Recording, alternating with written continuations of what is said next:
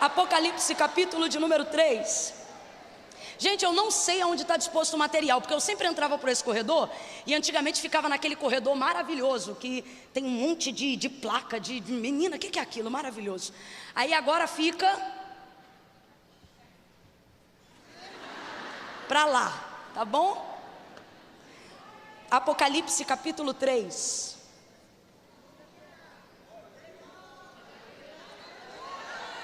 Pois é, antigamente podia beber água aqui.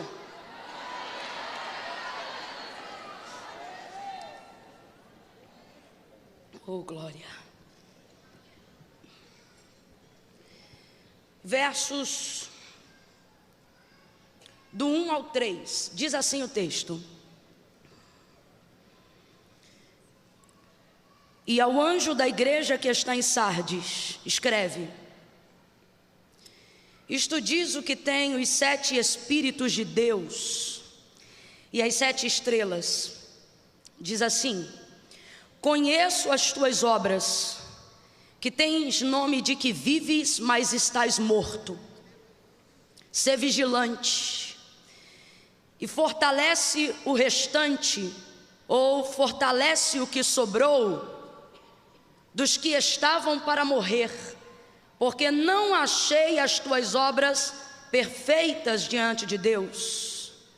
Lembra-te, pois, do que tens recebido e ouvido. Lembra-te, pois, do que tens recebido e ouvido. Lembra-te, pois, do que tens recebido e ouvido. Guarda-o e arrepende-te. E se não vigiares, virei sobre ti como um ladrão, e não sabes a que hora virei sobre ti. Somente até aqui, diga amém pela exposição do texto sagrado. Senta ainda não, vou contar de 1 a 3. Senta não. Quando eu disser 3, de pé assim como você está. Bota a Bíblia no banco, bota a Bíblia no banco. Libera as 2 mãos. Segure a mão da pessoa que está de pé ao seu lado.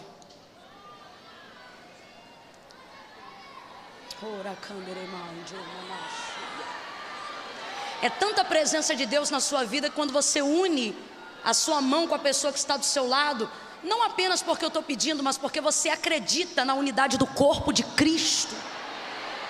É impressionante como a manifestação da presença do Espírito Santo é natural na liberdade de agir.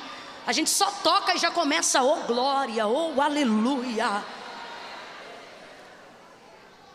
Eu quero orar com você agora para que o Senhor abra melhor a nossa mente, para que eu possa conseguir ministrar de uma maneira que você entenda, que você seja alcançada em muitas áreas. Feche os seus olhos, curve a sua cabeça, comece a orar comigo, igreja, e suplicar ao Senhor que manifeste sobre nós a revelação da sua palavra, que possamos entender de uma maneira profunda, de uma maneira objetiva, todo espírito de confusão, perturbação mental, síndrome do pensamento acelerado, dificuldade de concentração, de absorver. Vai pedindo ajuda aí agora ao Espírito Santo, que toda resistência do mal seja também quebrada agora, no poder e na autoridade do nome de Jesus. Comece a suplicar agora, ainda antes de eu levantar a minha voz em oração. Suplique aí, suplique pela sua vida, suplique pela pessoa que está aí de pé ao seu lado. Peça: Senhor, fala comigo, fala com o meu irmão,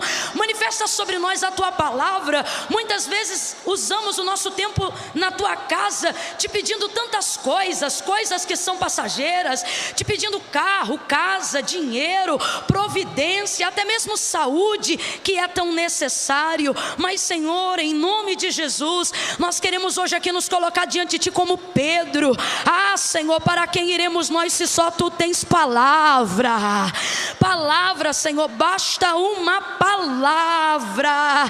Nos envia a tua palavra. O mal é dissipado pelo poder da tua palavra, vidas são renovadas pelo poder da tua palavra, portas são abertas pelo poder da tua palavra. Por isso Pedro, em meio a águas revoltas, disse: ah, se tu me manda uma palavra, eu vou contigo sobre as águas. Basta uma palavra. Por isso ele também disse, havendo trabalhado toda a noite, nada apanhamos, mas sobre a tua palavra. Ele voltou conosco no profundo, no oculto e no escondido. Se tiver alguém acompanhando de casa, fala com ele, fala com ela também, porque a tua palavra tem poder de estabelecer um divisor de águas, um antes e um depois, a partir deste dia chamado hoje. Glorifica, glorifica o teu nome nesta casa. Esta casa é tua, tu és o amado, o desejado e a glória desta casa.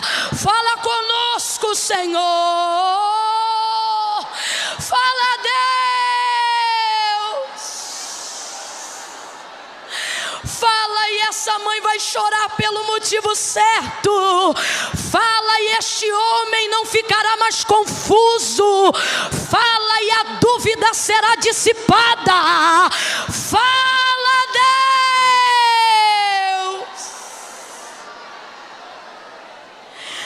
Fala e esse ministério será promovido. Fala e ela vai perder o medo do escuro. Fala e ela vai perder o medo da solidão. Fala, Deus. Não a minha voz, mas ecoa a tua voz neste lugar. E glorifico o teu nome em nome de Jesus. Quem concorda, diga amém. Antes de sentar, eu vou contar de 1 a 3. Quando eu disser 3, você vai virar para quem está ao seu lado e vai dizer para essa pessoa: fortalece o que restou. Calma que eu não contei até 3 ainda.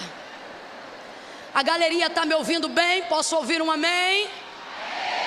Quando eu disser 3, toda a igreja, nós vamos virar para pelo menos 2 pessoas e vamos dizer: fortalece o que restou. Fortalece o que restou. É 1, é 2, é 3, vai!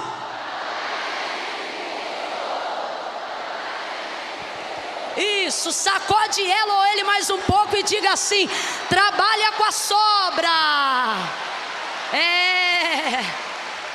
Senta dando glória a Deus.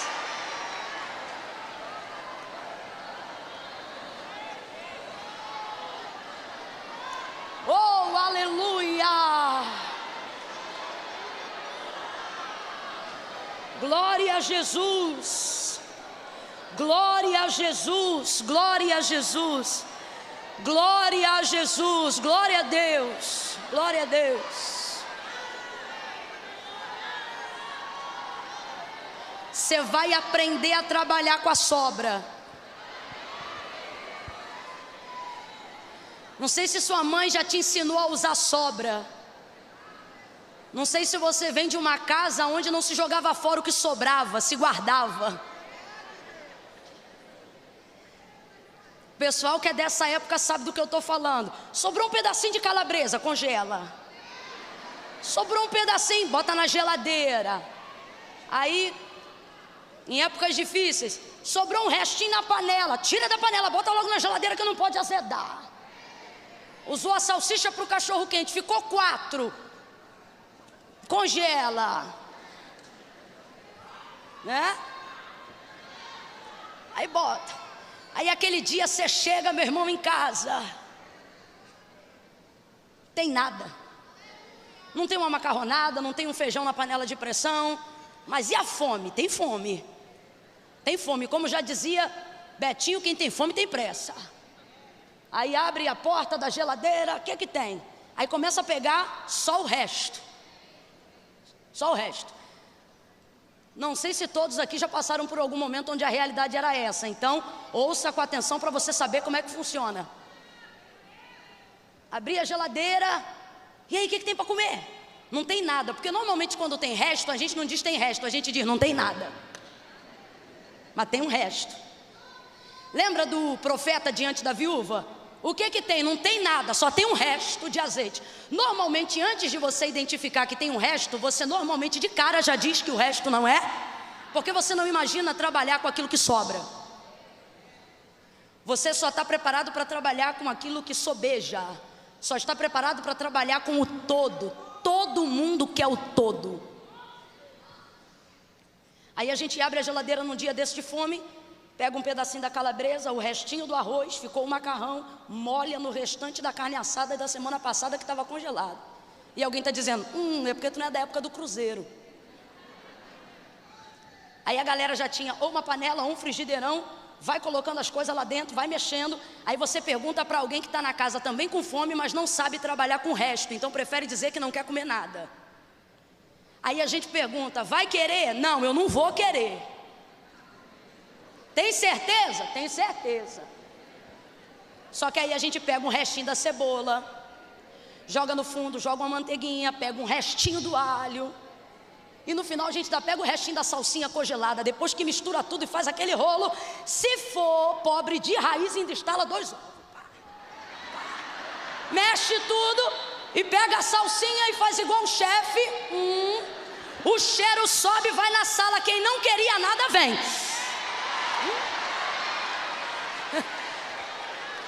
Que isso?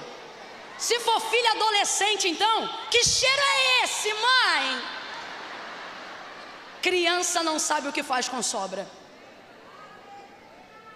Que cheiro é esse? A senhora falou que não tinha nada.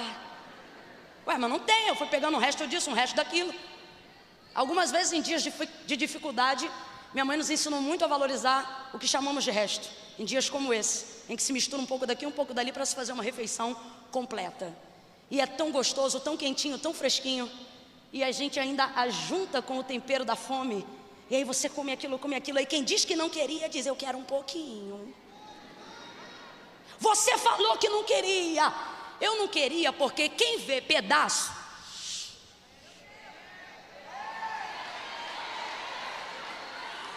não sabe o que fazer e acha que para nada presta, nem para nada mais serve. É resto de um cantor, é resto de um pregador, é resto de um pastor, é resto de uma congregação, é resto de uma liderança. Quantas irmãs tem no teu grupo? 5. Isso é resto de um departamento.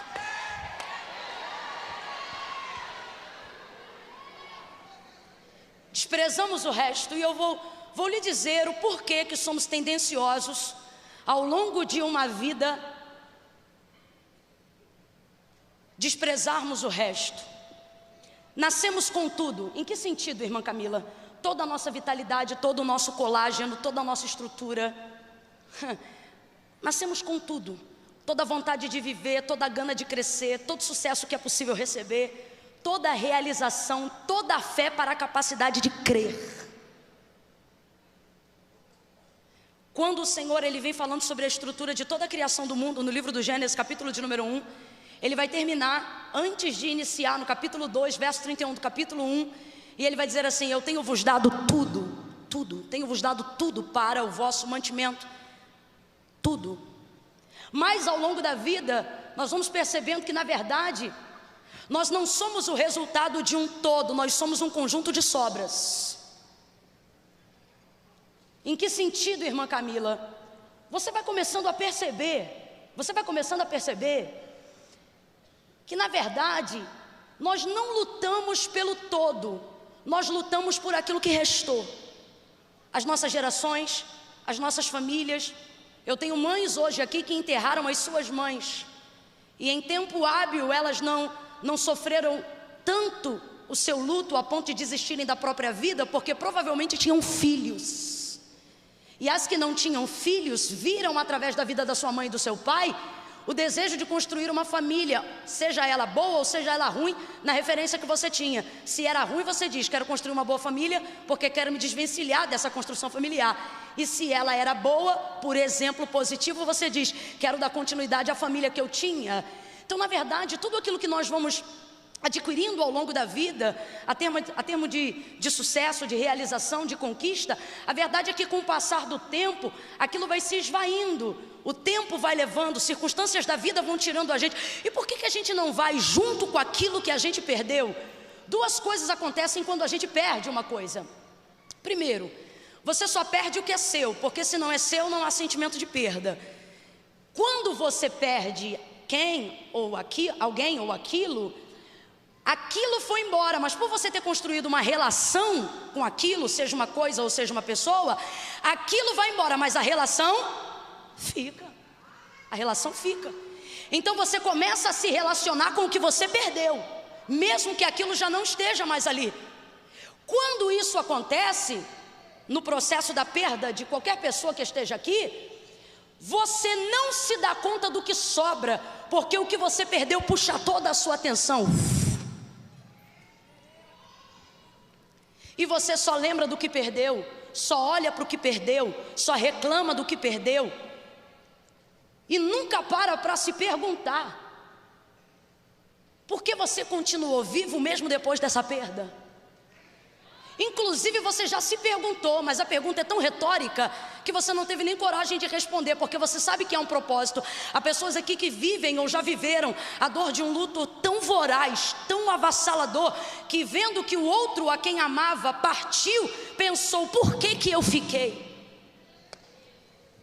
Ora, até você sabe que há uma resposta porque você ficou. Se você não se esvaiu com a perda, se você não foi embora com quem morreu, se você não foi embora com os cargos que você perdeu, se você não foi embora com a empresa que faliu, se você não foi embora com a vida previamente construída que você idealizou e hoje já não é mais igual, entenda, não é porque você é resultado do que você tinha, você é resultado do que sobra. Na verdade, você não está continuando vivo para lutar pelo que perdeu, você continua vivo para lutar pelo que restou. O que dá a uma mãe que tem 2 filhos força para continuar cuidando do segundo quando ela teve que sepultar o primeiro?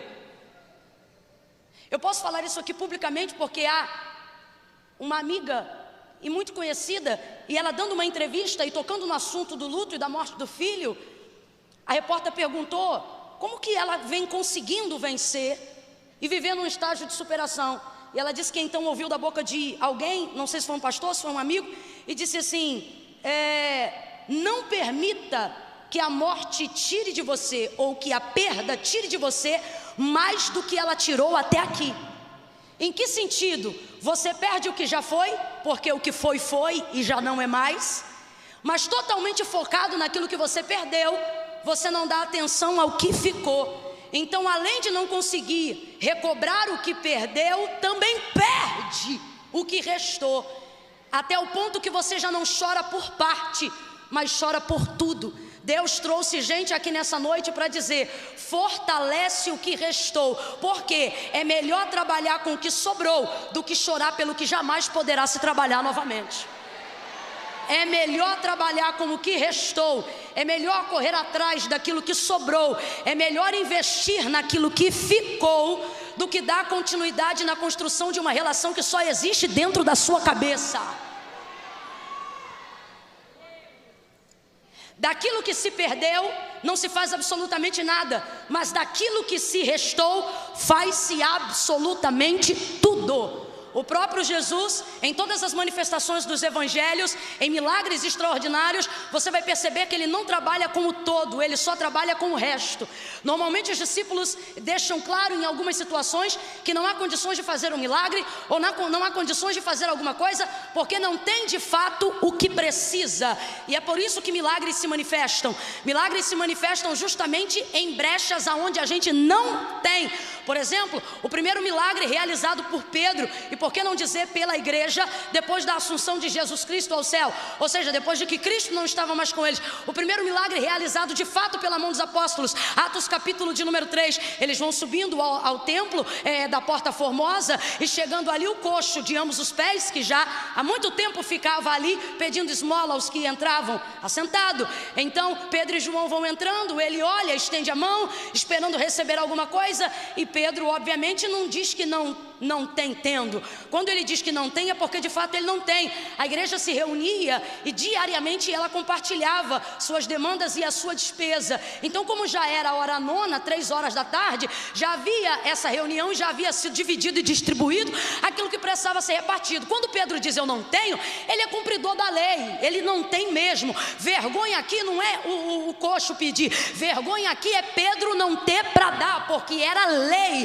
porque ele era a brecha que que o Senhor deixou determinado para Moisés, para que assim o deficiente, uma vez que não tivesse a sua carteira assinada, nem tivesse acesso direto ao templo, tivesse condições de ser subsidiado com dignidade pela sociedade. Por isso Jesus vai falar tanto de esmola: o que a sua direita fizer, a esquerda não conte. Por quê? Porque não é vergonha de quem pede, é vergonha de quem dá e fala que deu.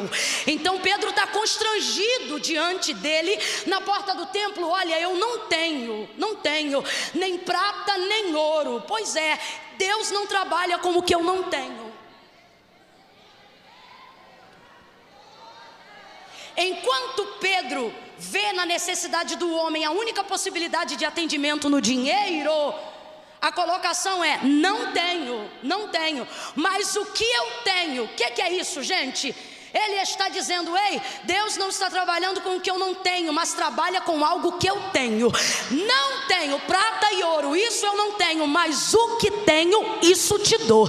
Em nome de Jesus Cristo Nazareno, levanta e anda. E tendo dado a mão ao homem, o suspendeu e o colocou de pé. E o homem entrou no templo, saltando, louvando e dizendo: glória a Deus. O primeiro milagre realizado pelos apóstolos, ou indiretamente pela igreja, não aconteceu em cima do que eles tinham, aconteceu em cima da brecha do que eles não tinham. Às vezes Deus permite faltar o que a gente acredita ser indispensável, para a gente aprender a utilizar o que achava que não tinha utilidade. Vou falar de novo. Às vezes Deus aperta, Deus permite, Deus tira, Deus remove, Deus toma o que você julgava indispensável, para que você aprenda, para que você descubra que em você existem coisas úteis que podem ser usadas de maneira extraordinária. Pega na mão de quem está do teu lado aí agora, com graça de Deus. Não faz só porque eu estou pedindo, não, faz porque você é profeta. Pega na mão da pessoa que está ao seu lado aí agora e diga para ela o que está faltando, o que você perdeu, a sua desvantagem. Foi a melhor ideia de Deus fazer de um jeito novo o que nunca foi feito. Deus te trouxe hoje aqui para te dizer isto. Por que tem ministérios que não evoluem, chamadas que não prosperam, dons que existem dentro de você, mas não conseguem ser despertados? Porque você só se relaciona com o que você não tem. Você só se relaciona com a voz que você não tem, o estudo que você não tem, os amigos que você não tem. Ou seja, você só se relaciona com aquilo que não existe. E com isso você está perdendo o foco daquilo que sobrou. Agora eu vejo João extremamente usado depois do arrebatamento, que o Senhor obviamente lhe tomou ali na ilha de Patmos, lhe dando as visões, as revelações de tudo que compreendemos dentro do Apocalipse.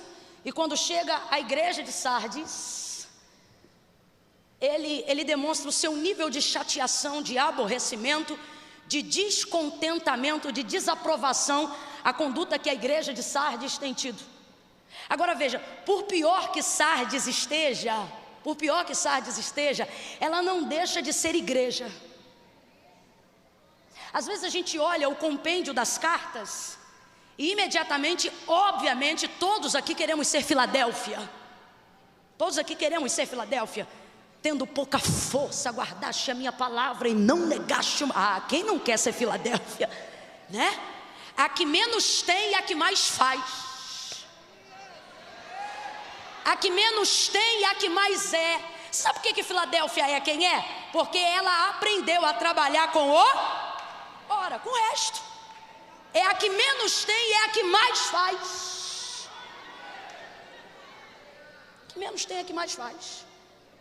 Mas a verdade é que as outras não são execradas por estarem como estão.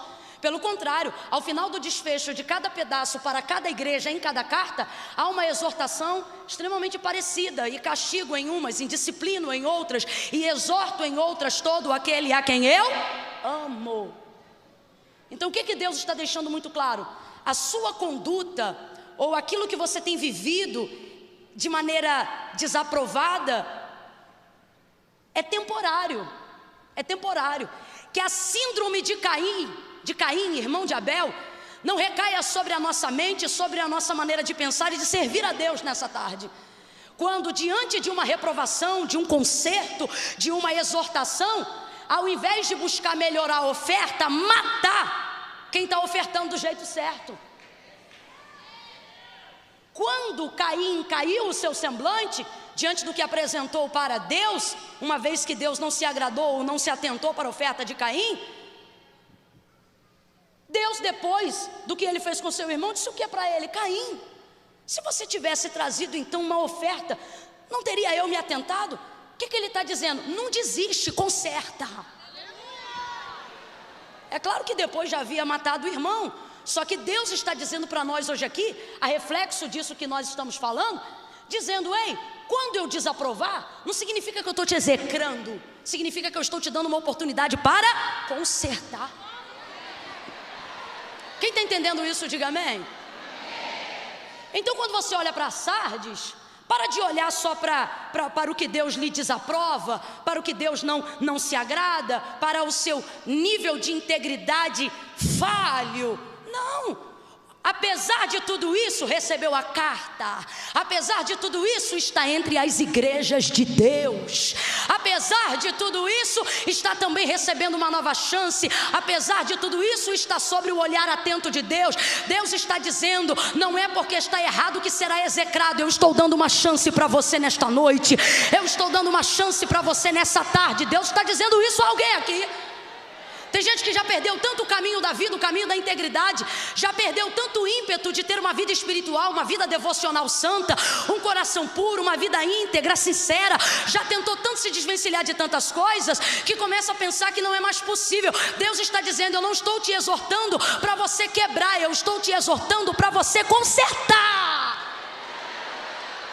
E ele vai dar a deixa de por onde que começa o conserto de Sardes. Ele diz aonde estão os erros, ele diz aonde estão os equívocos, ele diz aonde está o pecado, ele diz aonde está a falha, mas ele também diz aonde está o caminho de reconstrução. E o caminho de reconstrução está no resto. E isso para Sardes é muito difícil, bem como é para nós. Por quê? Porque Sardes é uma igreja em glória. Sardes é a igreja mais pomposa. Sardes é a igreja mais, vê se você entende. Eu não posso afirmar que ela é necessariamente a mais rica em PIB, a mais rica em capital, mas posso lhe afirmar que ela é a mais rica em nome, em influência, em imponência, em poderio, em beleza, em ornamentação, em organização, em liturgia, em turnos. Sardes é, ou pelo menos carrega o estereótipo de uma grande referência. Agora há uma história dentro de Sardes que precisa ser compreendida para você compreender por que Deus fala com ela desse jeito. Primeira coisa que você tem que entender, você sabe qual é o significado de Sardes? Significa aqueles que escapam, ou aqueles que escaparam. Tem tudo a ver com o resto que Deus está mandando fortalecer. Tem tudo a ver com quem escapou para continuar. Você não escapou para murmurar. Você não sobreviveu para ficar pecando. Deus está dizendo isso a alguém aqui nessa tarde. Você escapou. Se você escapou, você teve uma oportunidade. Como você está usando essa oportunidade?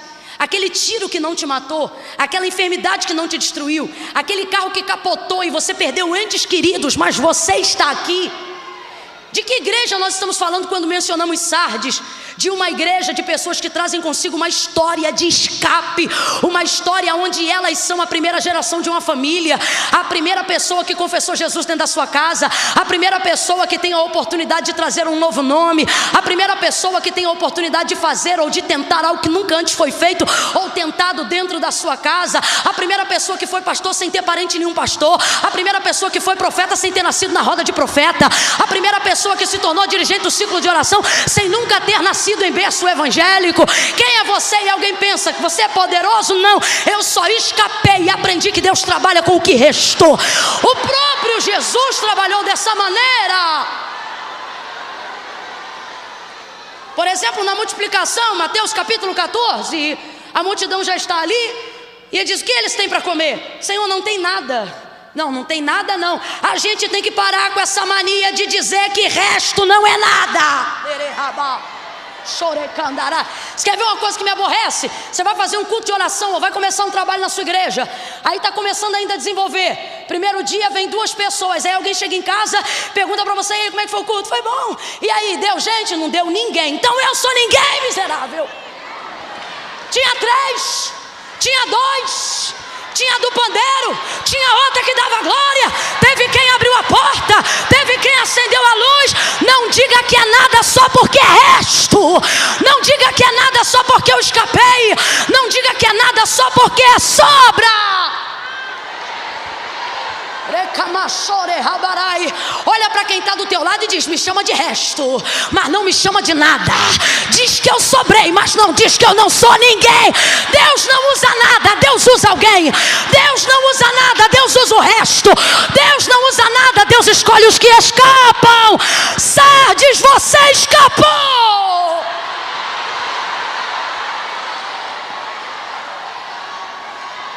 Pastores olhando igrejas com motins, rebeliões, gente indo embora. Aí pega o microfone no domingo à noite, em vez de dar uma palavra de saúde para quem restou, não, vai falar dos rebeldes que foram embora. Porque eles foram tudo embora e os que restam vão também. Se você não entender que é com quem ficou que você tem que trabalhar, que é com quem ficou que você tem que investir. Muitas vezes completamente ligados e relacionados com a perda. Somos tendenciosos a perder a única coisa que pode recuperar a continuidade da nossa vida e da nossa história.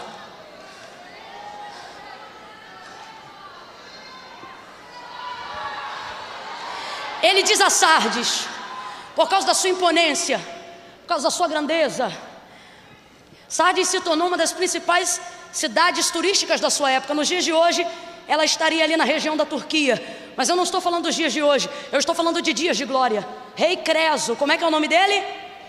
Creso estabeleceu Sardes no seu auge. Ele estabeleceu muralhas muito altas em todas as regiões de subida e de colinas de Sardes. Sardes fica numa região montanhosa, então até por uma questão geográfica ela já é imponente por si só. Foi colocada num lugar alto. Você sabe que todo mundo que está em um lugar alto está em evidência. Só que é uma projeção natural. Entenda isso como geografia terrena ou espiritual. Aí ele teve uma ideia de construir toda uma muralha ao redor da cidade de Sardes.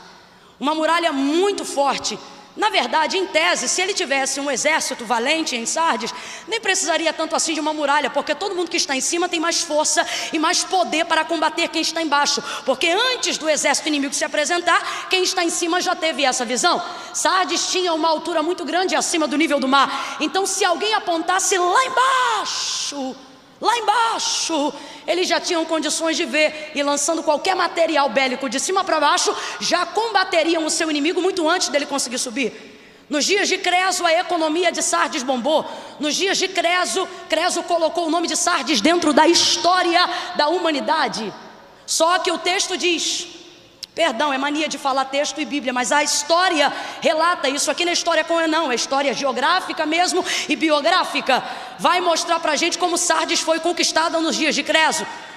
Depois de ter colocado no apogeu da glória, se tornando capital de turismo, lugar de entrada e saída. Oh, meu irmão, o lugar para ir, o lugar para visitar, o lugar para empreender, o lugar para investir negócio. A igreja ainda não era uma realidade em Sardes nesse dia, nesse tempo. Aí houve um homem chamado Alexandre Magno. Alexandre Magno preparou todos os seus exércitos, porque tudo que é bom se torna desejável, e o que é desejável ou é dado ou é combatido. Como assim, irmã Camila? Ou a pessoa quer tomar por você dar, obviamente você não dá, porque ninguém dá o que é bom, então ela faz de tudo para tomar. Alexandre Magno então agora reúne um exército e vai contra Sardes. Sobe como se fosse amigo, porque ele sabia a estratégia de guerra. Como era uma cidade de portões abertos e não tinha porta dos fundos, nem porta de saída, todo mundo entrava e saía de Sardes pelo mesmo lugar. A entrada era a entrada de quem entrava e a entrada era a saída de quem saía. Então os portões estavam abertos, as muralhas fortalecidas.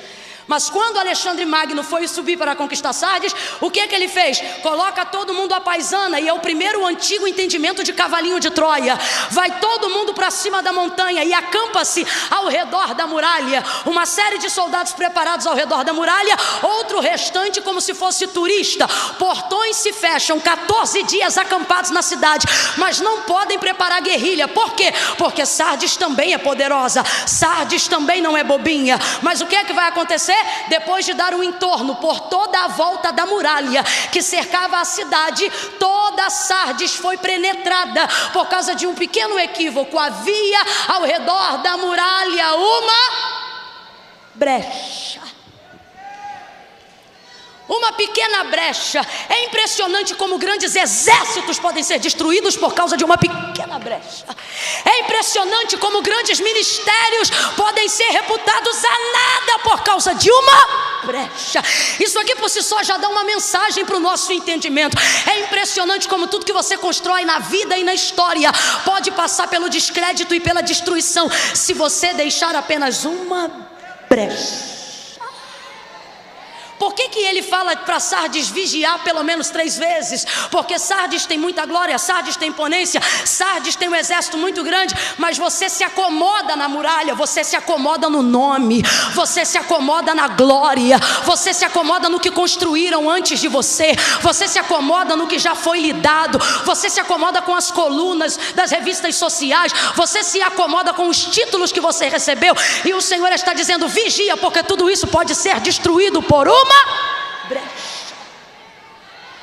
Entrou na cidade depois de 14 dias, rendeu todo mundo, estabeleceu a sua nova visão imperial. Passaram-se 208 ou 211 anos, se não me engano. Alexandre Magno obviamente já não era mais vivo, mas o seu império ainda estava estabelecido depois que ele derrubou tudo que Creso havia construído. Agora, ele também descansou. Responda para mim com inteligência. Olha isso, e não é coincidência. Um homem chamado Epifânio conquistou Sardes 202 anos mais tarde. Não por coincidência conquistou do mesmo jeito, porque tem lugares que estão tão altos, que só há um jeito de conquistar, e o caso de Sardes era esse: você só entrava se tivesse uma. E aí eu te pergunto, Epifânio venceu Alexandre, ou derrubou o império de Alexandre em Sardes, através de quê? De uma. É absurdo você pensar que o que ele usou para vencer o inimigo foi o que o inimigo usou para vencer. Escute isso. Agora, por uma questão de inteligência, raciocine comigo. Você acha que Alexandre fechou a brecha que ele entrou quando na época de Creso ele conquistou? Fechou ou não fechou? A brecha que ele usou para entrar, gente, foi a brecha que ele usou para entrar. Eu usei essa brecha. Ora, se você usa uma brecha para conquistar, você automaticamente depois que entra faz o quê? Ora, claro, você pensa, vou fechar logo, porque senão o outro vai entrar pela mesma brecha. Se eu entrei, fechou a que ele entrou. Tá entendendo? Fechou a que ele entrou. Aí eu te pergunto, óbvio que a história não relata com tanta precisão isso. Agora diga para mim, você acha que Epifânio, Antíoco Epifânio, conquistou Sardes depois da conquista de Alexandre, entrando na mesma brecha que Alexandre entrou? Não, entrou por outra. É a mesma estratégia, porém o buraco é outro, a fissura é outra. Você não pode fechar um e se acomodar. Fechou um, passa em revista. Aí você começa a entender por que Cristo usa esse tipo de coisa com Sardes quando vai falar da conduta da igreja dentro da cidade. Vigia. Por quê? Porque você tem tudo para conquistar, mas tem sido conquistado ao longo dos anos. Por quê? Porque não é forte? Você é forte. Por quê? Porque não é poderosa? Você é poderosa. Por quê? Porque você não é capaz? Você é capaz, mas você deixa. Você não passa em revista a brecha. Desculpa, mas eu vou falar rasgado do jeito que Deus está mandando. Tem uma unção poderosa. Quando Deus te usa é extraordinário. As visões que Deus te deu, as projeções ministeriais, as ideias, a sua devocional, a constituição da sua família, as coisas que Deus tem colocado na sua mente, a sua capacidade, o seu potencial, o seu poder de ebulição e de explosão nas coisas de Deus tem sido extraordinário. E você diz: Senhor, o que está acontecendo? Eu tenho tudo para conquistar, mas tenho sido conquistada pela depressão, conquistada pelo desânimo, conquistada pela tristeza, conquistada pelo complexo de inferioridade. E Deus está dizendo: você é forte, você é imponente, você é poderosa, mas não tem passado em revista as brechas. Entra Alexandre Epifânio, Antíoco Epifânio. Depois que ele entra, já estamos falando de anos mais para frente, Igreja de Cristo sendo instaurada em todos os lugares. Nesse período que a Igreja de Cristo já está sendo instaurada em todos os lugares, Judeia, Samaria e confins da terra, estamos falando do corpo de Cristo já muito bem firmado sobre a face da terra. Construção então da igreja em Sardes, ano 17, pouco mais atrás, uns 7 depois de Cristo. Quando no ano 17 depois de Cristo, então um grande terremoto. Nem Creso, nem Alexandre, nem Epifânio, nem ninguém. Um terremoto vem e arrebenta com muro, com porta, com casa, com economia, arrebenta com tudo. Sardes fica esquecida. Então a igreja de Deus se reconstrói, ou é construída, melhor dizendo, em Sardes depois de um avassalador terremoto. E você com medo de terremoto.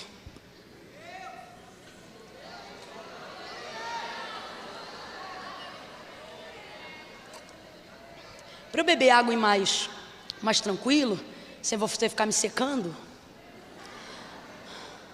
pega na mão de alguém e diga assim: não tenha medo do terremoto. Olha aí para quem está do teu lado e diz assim: a igreja, diga, a igreja não tem medo de terremoto. Eu sei e preciso tomar cuidado com essas palavras, não quero ser leviana, mas profeticamente, porque é para isso que eu estou me prestando nessa manhã, nessa tarde, não é à toa a igreja vir logo depois do terremoto. Não é à toa o contexto de Sardes viver uma reconstrução pelo imperador chamado Tibérios, logo depois que a igreja se instaura lá depois de um terremoto. A igreja de Cristo então é estabelecida depois desse terremoto, e construída e edificada, imponente, poderosa. A igreja, geograficamente falando, tanto territorial quanto espiritualmente, precisa aprender uma coisa acerca de cidade. Todas vocês que são congregações, redobrem a atenção. Ou você influencia a cidade, ou a cidade influencia você. Ou você estabelece governo sobre o seu bairro, ou o seu bairro sitiará a sua igreja. Se você vem na frente depois de um processo de destruição, primeira coisa que nós representamos como igreja, há a capacidade em nós de trazer reconstrução aonde havia só escombro. A igreja vai ser reconstruída a partir de restos. A igreja vai ser edificada a partir daquilo que sobrou, mas não vai ser feita de qualquer maneira. Vai ser feita de maneira excelente, porque não é porque sobrou que significa que não seja bom. Pelo contrário, é tão bom que dá para ser reutilizado. Não, você vai entender isso aqui, porque eu não quero que fique parecendo que eu estou tentando forçar para aplicar a ideia que Deus me deu. Até porque não tem ideia não, Deus me deu uma revelação e falou para eu pregar. Agora o que acontece? Quando o Senhor tipifica Israel, e a gente vê na visão de Zacarias, o sumo sacerdote Josué, todo sujo, representando a condição pecaminosa de Israel, porque havia se revirado na lama da idolatria. Numa visão, Zacarias recebe uma revelação. Deus vai dar a ele um entendimento de qual é a realidade espiritual de Israel diante de Deus. Ele vê um tribunal. Diante do tribunal, ele vê um que se lhe opunha à direita. Num tribunal de cultura judaizante, nós estamos falando do promotor ou do acusador. Então quem é ele? O diabo. Tribunal, diabo, o trono no meio. No meio, Josué aparece com a mitra toda suja, porque está representando os pecados de Israel e a sua conduta de apostasia. Aparecendo então no tribunal para ser julgado, representando Israel. O tempo todo diz o texto que na visão de Zacarias, Deus quer liberar uma palavra que vai redimir a casa de Judá, para limpar, para perdoar. Só que o texto diz que todas as vezes que isso vai acontecer, o que se lhe opunha à direita, o acusador, abria a boca para poder lançar os pecados de Israel, a fim de que ela não fosse abençoada, a fim de que ela vivesse debaixo da sua culpa. E então, na visão, Zacarias diz que olha, e Deus no seu tribunal vai olhar então para o que se opunha à direita e vai calá-lo, dizendo assim: basta, Satanás. Isso é lindo, mas sabe o que eu acho mais lindo? Então ele se vira para Josué, que tipifica Israel, que não está numa condição boa, mas está numa condição deplorável, arrasada, destruída, abalada, sobre escombros.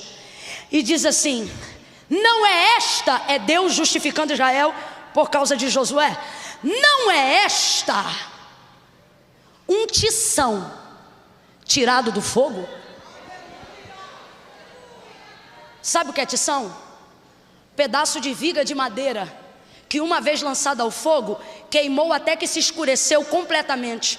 Ficou tão escura, tão escura, tão escura, que quem passa de banda pensa que é lixo. Só que alguém que trabalha com obra, alguém que trabalha com construção, normalmente anda no meio dos escombros com um martelinho na mão, dando-lhe uma tacada. Aonde está aquilo? Quebrou, rachou, não presta. Mas tem viga de madeira que é tão boa, que por mais que ela esteja queimada do lado de fora, ela preserva a solidez do lado de dentro. Aí quando o camarada vai lá e pega o martelo para dar-lhe uma chapuletada, para ver qual é a condição dela, ele diz: ó, isso aqui está queimado, mas é um tição. Ou melhor, ele diz: isso aqui é um tição, mas ainda serve para ser viga. Isso aqui é um tição, mas ainda serve para ser coluna. Isso aqui é um tição, mas ainda serve para ser umbral. Isso aqui é um tição, mas ainda serve para ser portal. Aí alguém pergunta: joga no lixo? Ele: não, pega o resto. Por quê? O que Deus está dizendo quando olha para Josué representando Israel e diz: não é esta um tição tirado do fogo? Ele está dizendo: está queimada, vacilou, errou, mas tem estrutura, eu vou usar. Dá para usar, dá para usar. Pega na mão de quem está do teu lado. Eu estou sentindo a graça de Deus aqui, irmãos. Pega na mão de quem está do teu lado, sacode essa pessoa e diga: você sobreviveu para Deus usar. Quem está contigo sobreviveu para Deus usar. Está queimado, mas ainda tem estrutura. Foi queimado, mas ainda tem valor. Foi chamuscado, mas ainda aguenta a obra. Foi torturado, mas ainda vai dar caldo. Está mexido, mas ainda vai glorificar Deus. Ainda será a viga dos terremotos, ainda será a reconstrução e as bases do que Deus tem para fazer.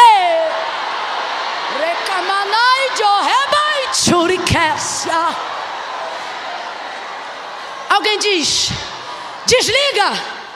Deus diz: vê primeiro, hein? Vê se ainda não tem estrutura, hein? Alguém diz: tira ela. Deus está dizendo a alguém: vê primeiro, hein? Vê se não queimou só por fora. Vê se a semente da fé ainda está guardada. Vê se a esperança foi preservada. Volta para Sardes para você entender. Os que escapam. Escapam do quê? A igreja escapou do terremoto.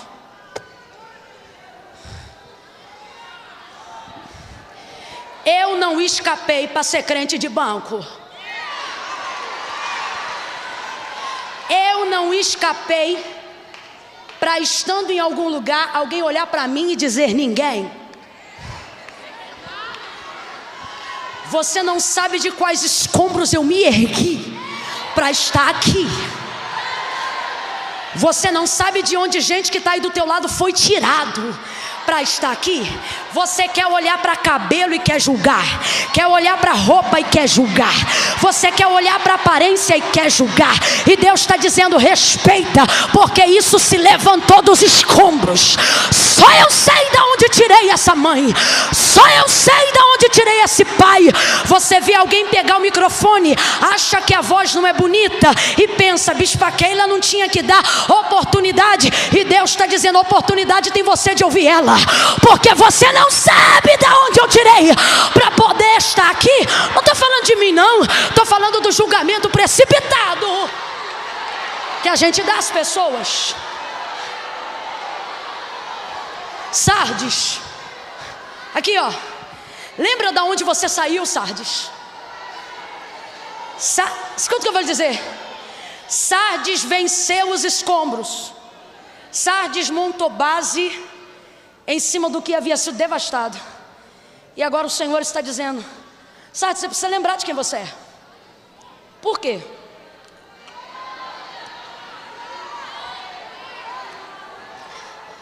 Quando tudo foi para o lugar e Tibérios arrebentou a boca do balão em Sardes, eu gosto de falar assim para você conseguir entender uma história complexa logo de cara. Quando ele botou Sardes de novo na elite entre as cidades, a igreja consequentemente também ficou na elite entre as igrejas. Melhores turnos, melhor instrumento, melhores portas, melhor em tudo, irmãos. Sardes está arrebentando. Sardes vai inaugurar obras incríveis. Veja que o tempo todo, ele não está chamando Sardes a obras. Ele diz: eu conheço as tuas. Isso aqui não significa apenas eu conheço os teus feitos. Ele está dizendo: eu sei o que você trabalha, eu sei em quem você se empenha, só que as suas obras não têm sido íntegras diante de mim. Veja. Ele não está dizendo a obra está errada. Ele está dizendo: é porque eu não vejo só a obra, eu vejo a intenção pelo que você faz, o que tem feito. Então quando eu vejo a obra é boa, mas conhecendo a intenção perde o valor à obra, porque eu sei com qual intenção você fez o que fez. Sardes tem obras. Completa para mim que eu quero que você entenda isso. Isso eu não posso deixar escapar não. Sardes tem obras. Agora vamos para uma visão litúrgica, devocional. Sardes sabe fazer culto. Sardes tem a liturgia, como é que abre, como é que vai no meio, como é que fecha. Sardes sabe definir as ofertas. Sardes sabe trabalhar com a área social na comunidade. Sardes é capa. Sardes faz. Só que Jesus está dizendo: você faz, mas quando eu vejo o que te levou a fazer, eu execro a sua obra. A gente precisa entender que não é porque a gente aprendeu o ritual que a gente tem que perder o significado pelo qual faz o ritual que a gente faz. Aprender a dirigir um culto não faz de você um monopolizador de um culto. Aonde há o Espírito, ali também há. Eu já vi gente que é tão apegado ao ritual, tão apegado à metodologia, que nem o Espírito Santo pode pisar fora da faixa.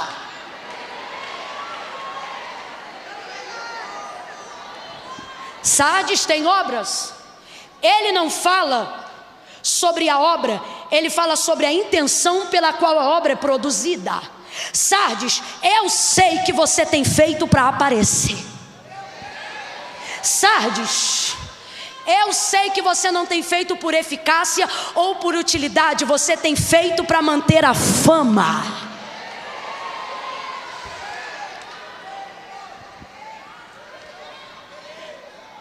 Você está vivendo glória de Creso, você está vivendo glória de Epifânio, você está na sombra da glória que Alexandre conquistou. Você está na glória da reconstrução do início. Mas Sardes, todo mundo diz que você está viva porque vê as suas obras. Porque vê as suas, ou seja, porque vê o que você faz. Fala um negócio, eu não sou o que eu faço. Você precisa aprender isso. Na carreira, no ministério, na vida materna, na vida paterna. Você não é o que você faz só porque faz o que faz. Oi, irmã Camila, mas o que a gente faz não é produto de quem a gente é? Exatamente, agora você corrigiu a equação. Eu não sou o que eu faço, mas faço o que faço por causa de quem eu? Qual que é o problema? Quando eu acho que eu sou o que eu faço, eu inverto a ordem. Ao invés de ser, não, eu faço. Quando na verdade eu preciso fazer, primeiro sendo. Por exemplo, Eliseu, profeta, amém? A mulher se relaciona com ele o tempo todo, a sunamita que lhe dá vaga na casa. Mas não se relaciona com o dom dele em momento nenhum. Não se relaciona com o ofício profético em momento nenhum. Essa mulher arrebenta, essa mulher me deixa, olha. Essa mulher, eu fico olhando. Capa de profeta, unção de profeta, virtude de profeta, capacidade dobrada da virtude que estava sobre a vida de Elias. E isso era contábil, era visual, era literal. Moço de profeta, cajado de profeta. Ela sabe quem ele é, mas não deixa ele embora um dia dizendo, faz uma oração antes de você ir. Essa mulher, eu vou te falar, que mulher é essa? Todo mundo olha para ele e vê um vaso. Ela olha para ele e diz, ele precisa de um. Vou ver se ele quer usar o banheiro lá de casa. Só para você entender. Não se relaciona com o dom em momento nenhum. O dom é aquilo que ele faz. O exercício da profecia é o ofício da execução ministerial dele. Os anos passam dentro daquela casa e ela não se relaciona com o que ele faz, mas ela e o marido se relacionam com quem ele. Na cultura de Israel era natural que todo mundo tivesse um quarto dentro de casa, sobrando. Veja, independe de dinheiro. O que é cultural é implementável, não por finança, por cultura. Já fui em casa pobre do sertão do nosso estado, do sertão do nosso país, e é cultural ter uma macaxeira, ter um café, ter um cuscuz. Claro que tem lugares que não tem nada, aí eu estou falando de fome, estou falando de miséria. Agora, desde o mais rico até o mais pobre, ele vai dar o que é mais próximo da sua cultura. É uma questão cultural. O autor da carta aos Hebreus vai falar sobre a hospitalidade de Israel por ser uma questão cultural. Recebiam até anjos que não precisavam se identificar como anjos. O ser anfitrião havia sido instaurado por Moisés desde o tempo da lei, quando o Senhor deixou claro, não quero vocês no estrangeiro, mas se o estrangeiro vier e aceitar os vossos costumes e os vossos rituais, ele será bem-vindo. Então, a fim de que isso fosse instaurado, ao longo dos anos, Israel vem agindo assim. Quando Eliseu pergunta, o que você quer? Eu não quero nada, sou uma mulher do povo. O que é isso? Não estou fazendo só porque sou boazinha, estou fazendo porque é cultural, estou fazendo porque posso investir as minhas finanças dentro daquilo que eu acredito. Então presta atenção, qualquer pobre em Israel tinha pelo menos um quarto de sobra. Não é questão de dinheiro, é questão de cultura. Qualquer um tinha pelo menos um quarto de hóspede sobrando. Mas o texto diz que essa mulher é rica. Aí eu te pergunto, uma mulher sendo rica, adepta à raiz da cultura de Israel, ela não tem um quarto sobrando em casa? É uma questão de lógica, gente. Isso aqui não é conjectura vã, não, é lógica. Ela tem quarto sobrando em casa ou não tem? Tem quarto sobrando em casa ou não tem? Tem, meu irmão, ela tem servos nascidos de servos. Eu vou perguntar de novo, ela tem quarto sobrando em casa ou não tem? E por que não bota ele no quarto de alguém que já recebeu? Oi, irmã Camila, ela já recebeu alguém? Já. Porque quando ele profetiza o filho para ela diz, não, meu senhor, homem de Deus, não minta. Ela já se relacionou com um mentiroso que se passou por homem de Deus. Ela acha que homem de Deus mente. Aí eu te pergunto, homem de Deus mente? Mas mentiroso pode se passar por homem de Deus? Por que ela não se relaciona com o dom? Porque ela tem trauma com o ofício. Não precisa ser nenhum Augusto Cury, não. É só olhar o texto direito. Ela tem trauma com o ofício. Não se relaciona com o dom. Eu me relaciono com Eliseu. Eu me relaciono com o homem de Deus. Mas eu não me relaciono com o profeta. Depois de um tempo de convivência, porque santidade depende de tempo. De longe você suspeita, é de perto que tem certeza.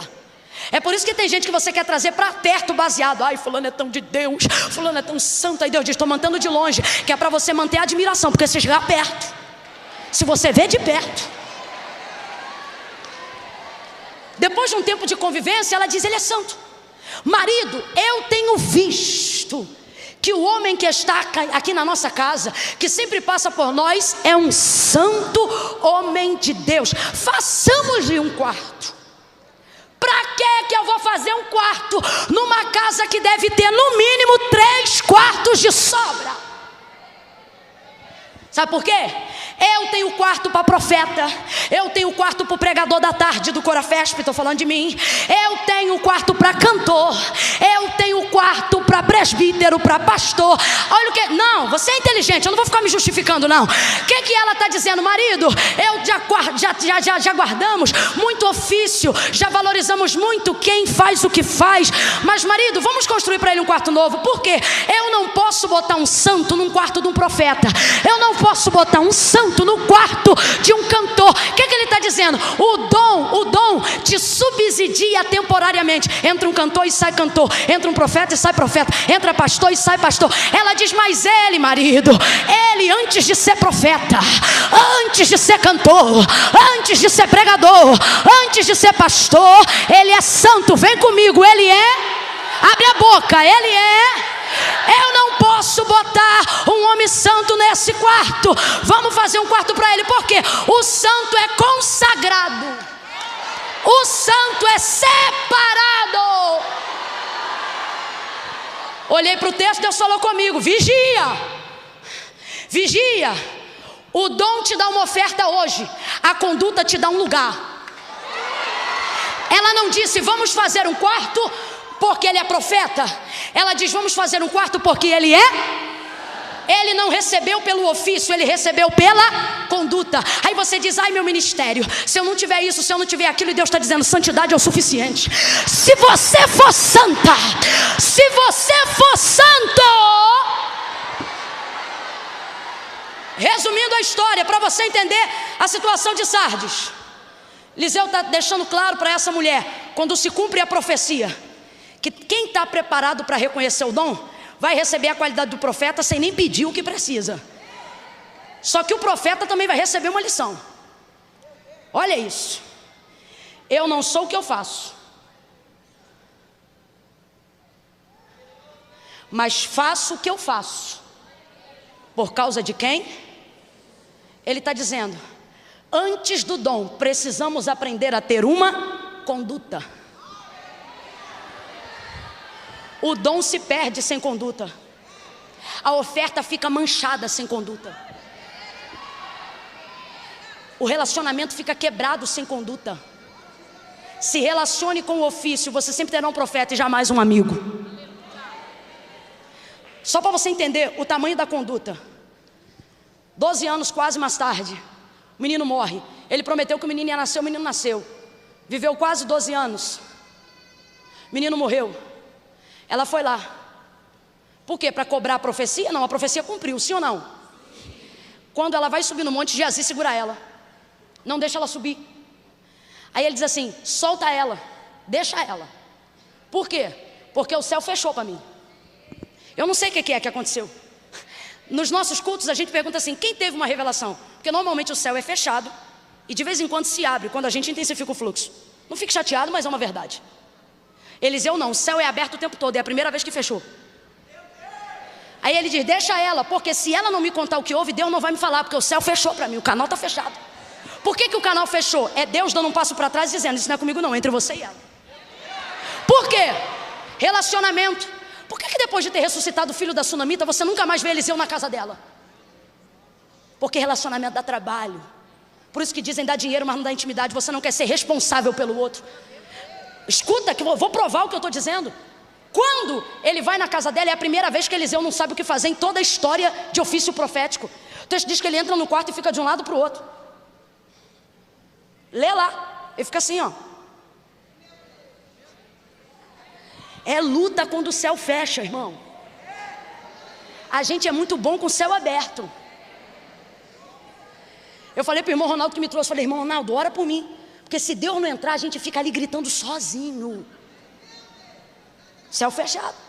Viu que o corpo do menino estava quente? Deitou sobre ele, Deus deu graça, fez um milagre, pegou o menino, devolveu para sua mãe, fechou a porta do quarto e não há registro de que nunca mais tenha voltado. Agora eu te pergunto: Por que que ele se sentiu na obrigação, mesmo não tendo, de voltar lá e levantar o menino da sunamita?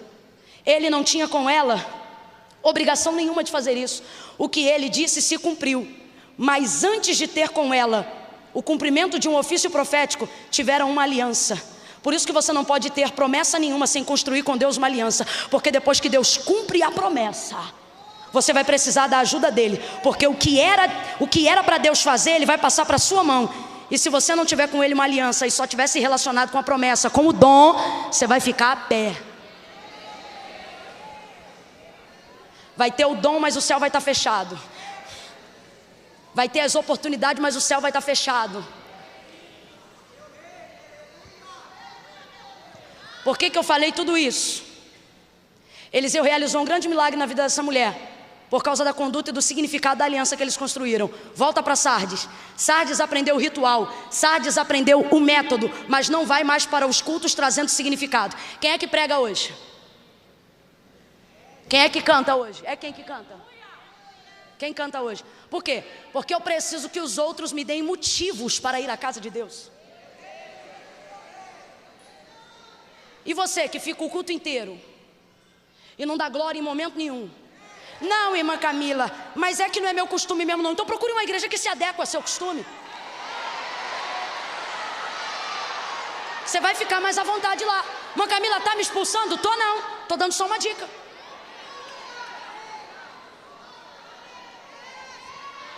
Aí fica lá. Só vou dar glória se eu sentir. Então nunca lê o Salmo 29? Dai ao Senhor, ó filhos dos poderosos, a glória devida ao seu nome. Adorai ao Senhor na beleza da sua santidade. Escute isso. Precisamos entender que a nossa liturgia, a nossa pompa, a nossa eclésia, os nossos métodos, a nossa devocional, ela só ganha base quando a gente preserva o significado. Quais são os motivos que te trazem à casa de Deus? Você está aqui nessa tarde com qual finalidade? Você veio aqui para quê? O que te traz a presença de Deus? Ou você está aqui, mas está olhando o relógio o tempo todo? Ou você está aqui e está pensando na coxinha lá embaixo? Ou o que te motiva? Sabe o que ele está dizendo? As suas obras são uma realidade, mas a sua integridade está furada. Sua intenção está defasada. Isaías 65:5, o Senhor vai falar de como a adoração dos pagãos se manifestavam sobre a terra. E dentre um dos padrões que se formatavam ali, como por exemplo Samaria, a gente vê isso em João 4, eles adoravam ali deuses constituídos por mãos de homens, mas construíram no altar, no monte também, um altar para Deus, acreditando que podia fazer de tudo um pouco. Então vê se você entende. O erro maior de Samaria, por exemplo, não era o fato de estar afastada de Deus, era o fato de achar que Deus podia estar aproximado dos outros. Isso é mais perigoso do que a gente imagina.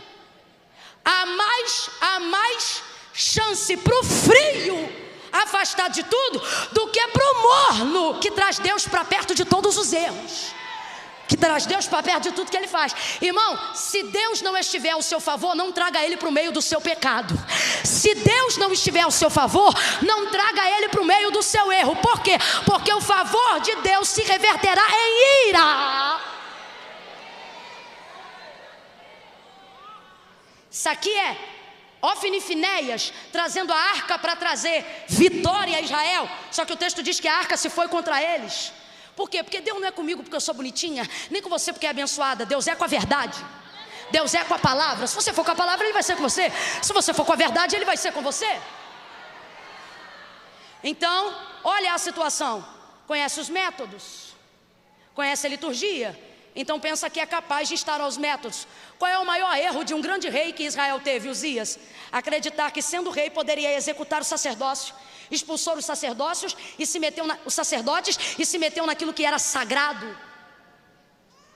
Conhecer o ritual, conhecer o método, não pode de maneira nenhuma fazer com que comecemos a fazer isso de uma maneira motora, de uma maneira robótica. Voltando para Isaías 65, ele diz assim: meu desejo, e o próprio Cristo fala sobre isso, Mateus 13, se não me engano. Ele diz acerca dos fariseus, ele diz, manda eles pararem o culto. Como é que um homenageado manda parar o culto? Manda parar o culto, por quê? Porque eles dizem que adoram o meu nome, mas eu vejo que eu estou no lábio deles, mas não estou no seu. Estou parafraseando para você entender o contexto. Manda eles pararem de trazer o incensário para o meio do Santíssimo. Mas por quê? O incensário está com tudo segundo a arte do perfumista. A receita do incensário está na arte do perfumista. Tanta gramatura de gálbano, tanto de mirra, tanto de aloés, tanto disso. Porque ele dizia que o incenso agradável do incensário que permeava o Santíssimo, ele precisava estar todo na medida segundo a arte do perfumista que Deus havia revelado a Moisés. Olha para quem está do teu lado e diz, a receita estava certinha. Não, fala aí, a receita estava certinha. Porque ele diz, se botar errado e eu senti o cheiro de algo que eu não botei, não mandei botar, não tinha chance de pedir desculpa. O texto afirma que a necessidade do sino da bainha era para saber quando o sacerdote estava lá dentro vivo e quando ele estava morto. Não dava para pedir desculpa, porque a quem mais é dado, mais é cobrado. Agora veja, olha isso, o incensário está perfeito, a receita está segundo a arte do perfumista, era para o cheiro ser agradável, só que não é por conhecer o ritual que Deus vai aceitar o culto. Ele diz, manda parar com o incensário. Por quê? Porque a receita está certa, mas a intenção com que está mexendo no incenso está errada. Sabe o que é isso? Está cantando certo, mas está cantando com que coração? Sabe o que é isso? Ensaiou direitinho, está afinado, mas o que está te motivando a cantar? Eu fico passada. Tem uma parte do texto em Jeremias onde ele diz assim, manda eles pararem de chamar o meu nome na reunião, porque quando eu vejo o meu nome na boca deles, eu tenho vontade de vomitar.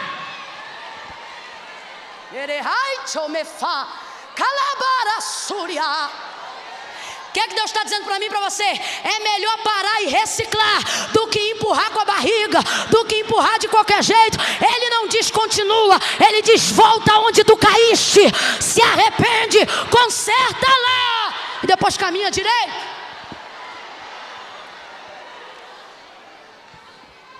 Por fim ele diz, o que eles chamam de incenso de adoração está sendo no meu olho como um vinagre quando a fumaça sobe. E o que era para ser agradável é como fumo de rolo que meu nariz está cheirando. Deus está dizendo, o ritual está perfeito. Deus está dizendo, a receita está fiel, mas eu não quero o culto de vocês. E só para vocês saberem, quando vocês pegam a bênção mosaica, levante sobre nós a luz do teu rosto, eu viro as costas, porque se eu olhar para vocês, eu mato vocês tudinho.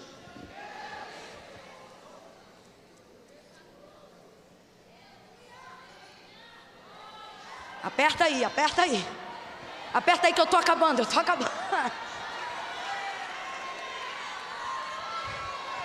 Se você não é daqueles que acha que palavra é para o outro, olha para o colega e diz, pegou para geral, pegou para geral. Pegou para geral agora. Quem é que nunca veio num culto olhando o relógio? Quem é que nunca ficou aqui dentro e pensando na segunda-feira? Quem é que nunca ficou aqui dentro e pensando na comida, no que tem que fazer em casa? Quem é que nunca ficou com um pé aqui e outro lá? Por isso que o Senhor diz, Moisés, depois que você estabeleceu o tabernáculo, manda esse povo quando entrar, guardar o pé. Porque eu não gosto, Moisés, de que eles saibam qual é o ritual, mas não entendam qual é o significado. Você canta canções, mas seu coração não canta. Você está no culto, mas seu coração não está no culto. Você está na cadeira, mas a palavra de Deus não se assenta no seu coração. Deus está dizendo, eu só vos dei o ritual para vocês concretizarem o significado. O significado dá sentido ao ritual, mas o ritual sem significado não é nada.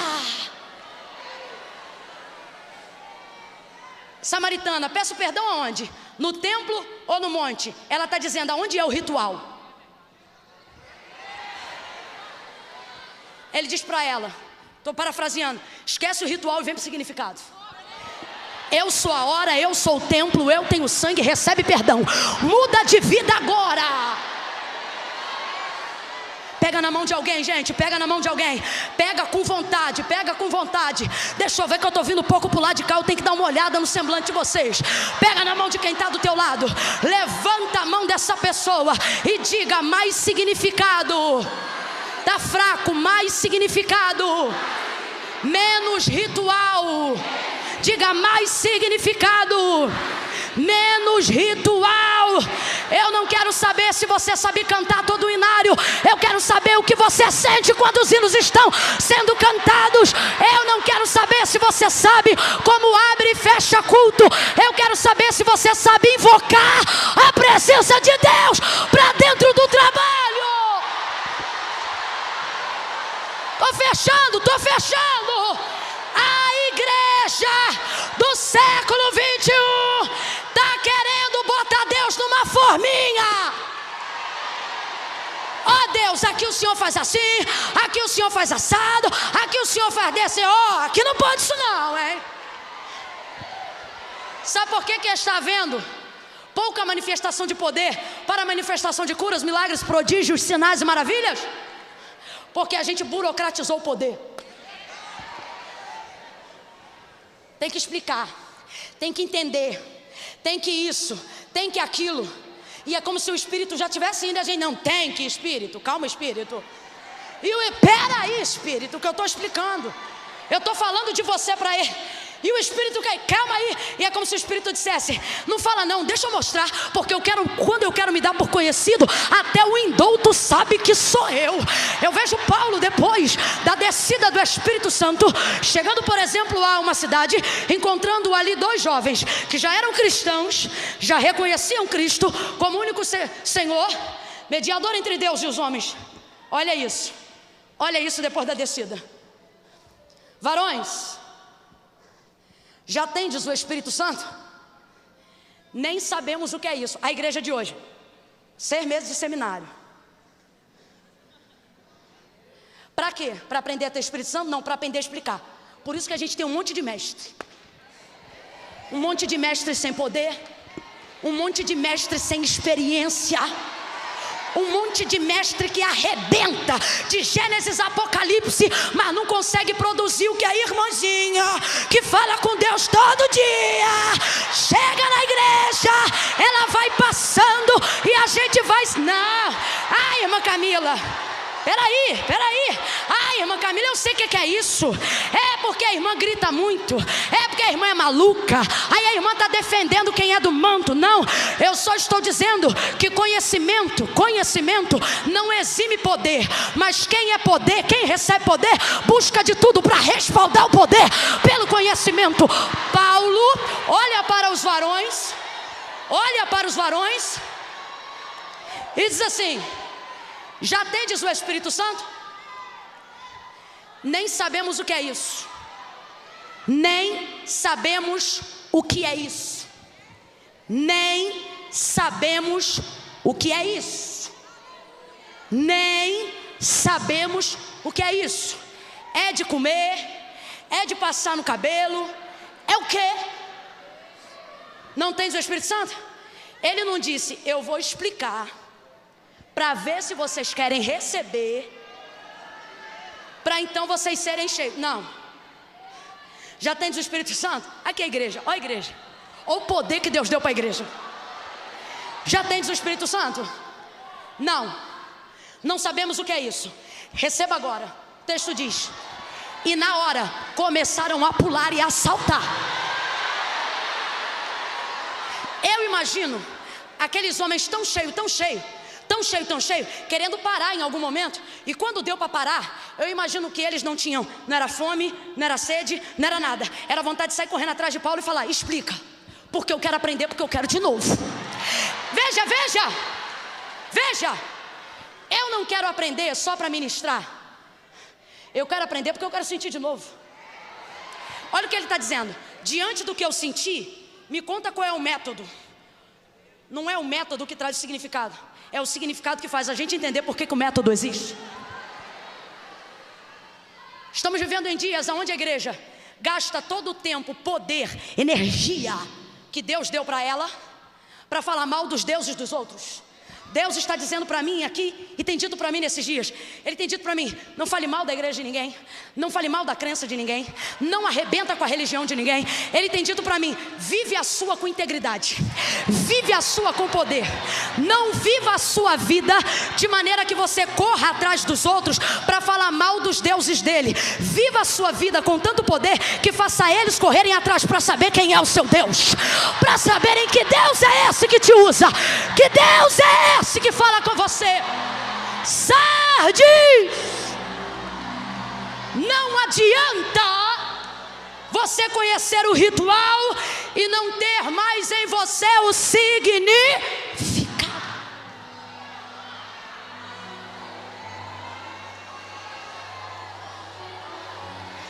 Pode vir, tecladista, Deus está te enchendo de graça. A gente quer explicar muito e o Espírito quer mover. Quer mover, quer mover. O Espírito quer mover. Ele é o dono da igreja. Ele é o dono da obra. Ele é o Senhor.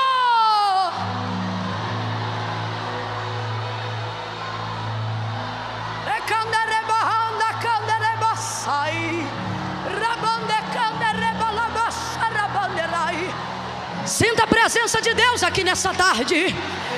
Sinta o fogo de Deus aqui nessa tarde. Sinta Deus sacudir você até despertar o dom que há em ti. Sinta Deus juntando os seus restos e dizendo: o que você chama de sobra, eu chamo de recomeço, de renovo, de novidade. Vai dar certo, Sardes. Não desiste, Sardes.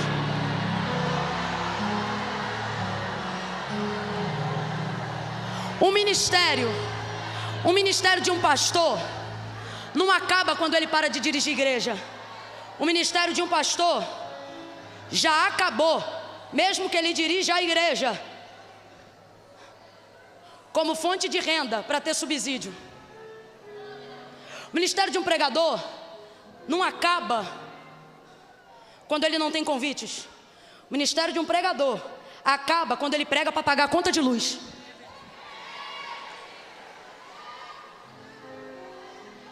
Quando você esvazia o significado, acabou-se. Só que ele está lembrando: Sardes, você é do que escapa. Olha o que ele diz: vigia 2 vezes. Por quê? Prepara o cerco, tapa as brechas, Sardes.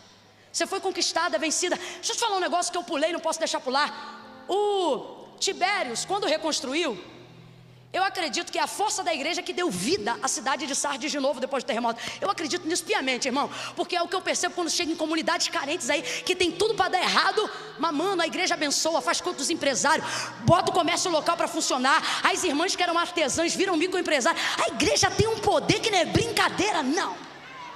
É a instituição sagrada mesmo.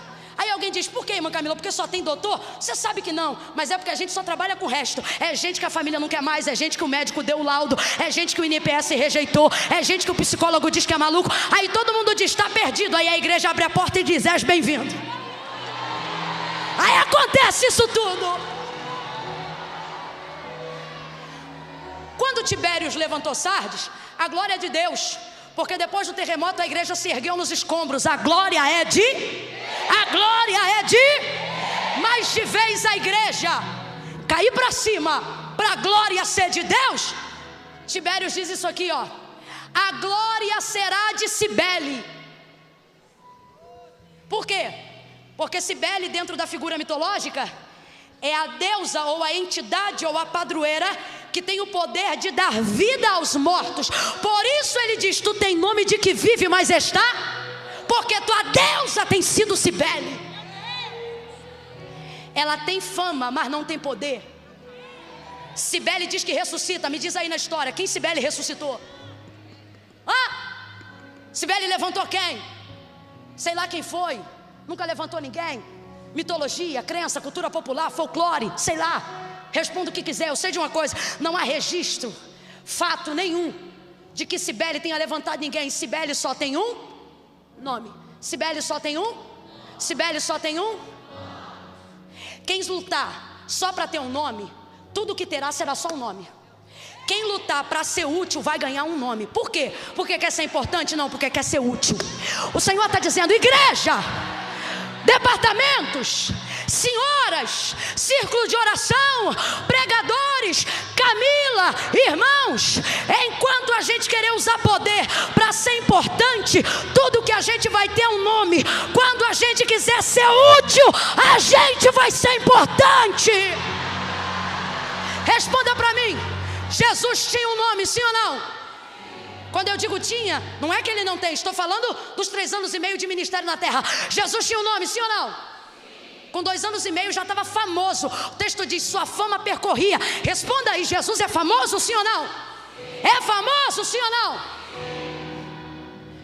Jesus tinha quantos seguidores no Instagram?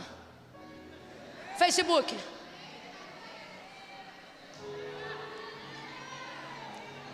Escuta, não é crítica não, me amarro, tá? Só que eu quero dizer o seguinte: Jesus não ficou famoso porque buscou a fama. Jesus não ficou famoso porque queria ser importante. Ele fazia um milagre e ele dizia: não conta para ninguém não, hein? Só que por que o povo contava? Ah, filha, nasce cega e te dá vista para ver se tu já não sai com o bocão aberto. Jesus também não é brincadeira não. É que eu não vou contar para ninguém. Então veja, não ficou famoso porque queria ser importante, mas foi importante porque toda a vida foi útil. Se você se preocupar mais em ser eficaz do que ser importante, você se tornará importante porque está se preocupando em ser útil. Para de dizer: Deus me usa porque eu quero ficar famoso, e diga: Deus me usa porque eu quero ser útil na tua obra.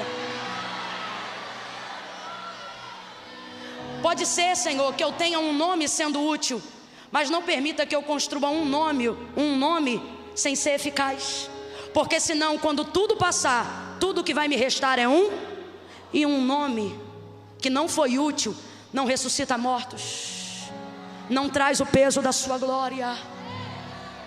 Sardes, devolva a glória para Deus, porque você tem vivido à sombra de Cibele. Você tem nome que vive, mas está vigia. Aí ele diz: caminho da reconstrução. Preguei todo ele aqui. Ele não diz: sinta a culpa pelo que perdeu. Ele não diz: não se perdoe pelos pecados que cometeu. Não. Ele diz: fortalece os que estavam para morrer. Por quê? Ia morrer porque você esqueceu do que restou, pensando só no que não tem. Mas agora, Sardes, não vai mais morrer. Começa o processo de reconstrução. Como? Cortando relações com o que foi e aprendendo a administrar, a cuidar, a zelar, a trabalhar com quem ficou. Para de chorar por essa amiga que nunca te deu moral. Para de ficar pirada por causa desse noivo que só queria te usar. Deus está dizendo: para de chorar pelo que partiu. Luto também tem limite. Você está viva por um motivo. Você escapou por um propósito. Fortalece o que sobrou. Quem está entendendo, diga amém. Fica de pé num salto de glória. Não pega a bolsa. Não pega a bolsa. Fica de pé. Bota a bolsa na cadeira. Ficou de pé. Está aqui até agora. O bispo falou para mim que fecha tudo 5, não é? Dá tempo. Dá um ciricutico. Ai, tem que ir embora. Tem que nada. Ai, irmã Camila, mas eu marquei primeiro o reino do céu e sua justiça. Você tem que ter avaliação espiritual. Estou pregando prosperidade, é opcional. Quer ir embora, vai. Estou pregando conserto, tenha temor. Tenha temor.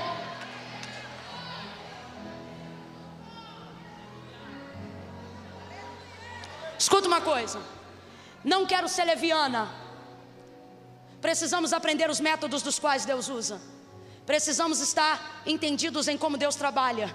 Precisamos ter o discernimento dos espíritos, do ambiente, das coisas e das situações. Deus nos deu método, nos deu liturgia, nos deu devoção, nos deu organização. Nosso Deus é Deus de ordem, não é de confusão e nem de bagunça. Já viu culto sem ordem? Já viu culto sem ordem? Você fica tentando catar a presença de Deus, você não consegue, porque sem ordem Deus não se manifesta. Amém, glória a Deus. Agora não permita que a ordem ingesse o significado das coisas. Durante todo o período, ou a maior parte do período ministerial de mentoria de Jesus para os discípulos, ele vai trazer algumas palavras, Bispa Keila, que mostram o tamanho do descontentamento dele com a configuração dos que seriam os apóstolos da igreja. Incrédulos, tímidos, de dura cerviz. Até quando me tereis convosco? Irado, por quê? Porque está ensinando, eles estão ouvindo, mas não estão entendendo. Está dando exemplo, eles estão vendo, mas não estão absorvendo. Isso indigna um pouco Jesus. Mas na última ceia, Jesus vira para eles e diz assim: vós sois os que têm permanecido comigo nas minhas tribulações. Ele está dizendo, vocês vacilam muito, mas são os vacilão que estão comigo.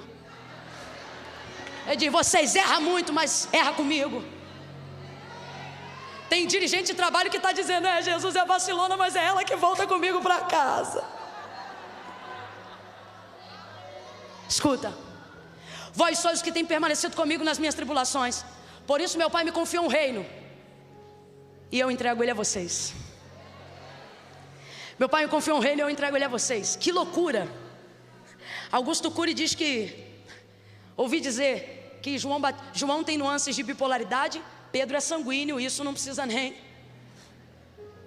Mas ele diz, meu Pai me confiou um reino e eu estou dando ele para vocês. Sabe o que ele está dizendo?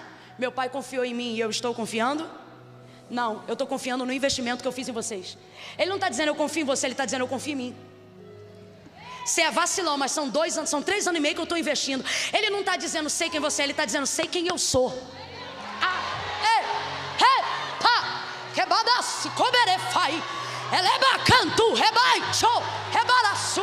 Você diz Deus eu não posso, e Deus diz eu sei, eu posso.